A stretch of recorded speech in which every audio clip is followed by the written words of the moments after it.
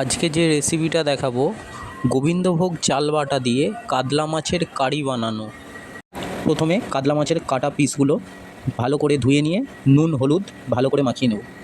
রান্নার উপকরণ হিসেবে নিয়ে নিয়েছি এক টুকরো আদা, কিছু রসুন, একটা টমেটো, দুটো পেঁয়াজ আর কিছুটা গোবিন্দভোগ চাল ভিজিয়ে রেখেছি, যেটা পরে বেটে নেব।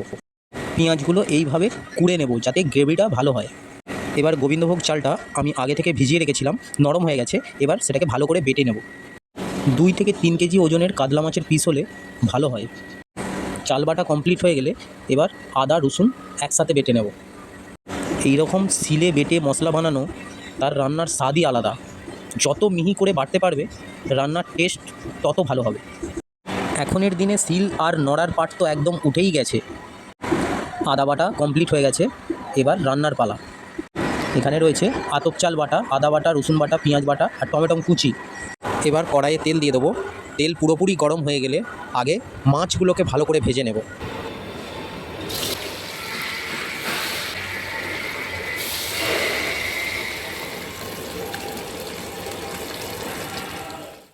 মাছ ভাজা কমপ্লিট, এবার মশলা তৈরি করব। মাছ ভাজার পর কড়াইয়ে যে তেলটা ছিল সেই তেলেতেই মশলাটা তৈরি করে নেব।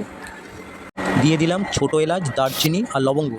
এরপর কুড়ে রাখা পেঁয়াজটা দিয়ে দেবো। লবঙ্গ, দারচিনি ও ছোটো এলাচের সাথে একটা শুকনো লঙ্কাও দিয়েছি। পেঁয়াজটা ভালো করে ভাজা হয়ে গেলে এরপর এতে দিয়ে দেব আদা রসুন বাটা। এবার ভালো করে কষিয়ে নেব। ভালোভাবে কষিয়ে নেওয়ার পর দিয়ে দেব হলুদ গুঁড়ো। মাছ ভাজার তেলে মশলাটা বানাচ্ছি বলে মশলাটা একটু কালো কালার চলে এসেছে। ধনিয়া গুঁড়ো আর দেব জিরে গুঁড়ো।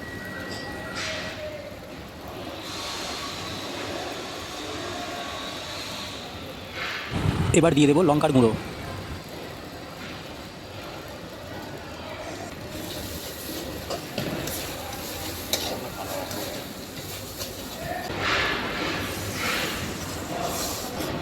এবার মশলার কালারটা পারফেক্ট চলে এসেছে। এবার দিয়ে দেব স্বাদ মতো লবণ।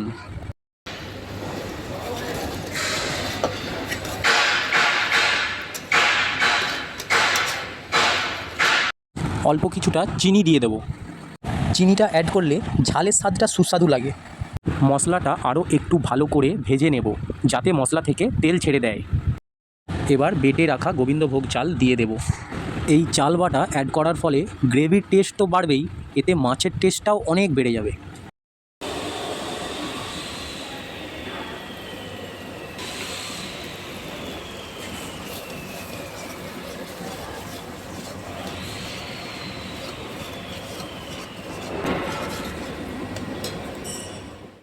এবার পরিমাণ মতো জল দিয়ে দেব।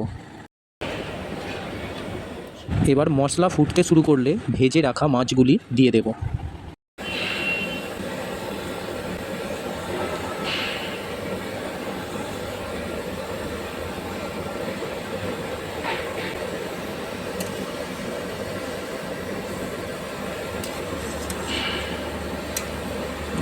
এবার 5 থেকে 7 মিনিট ভালো করে ফুটিয়ে নেব।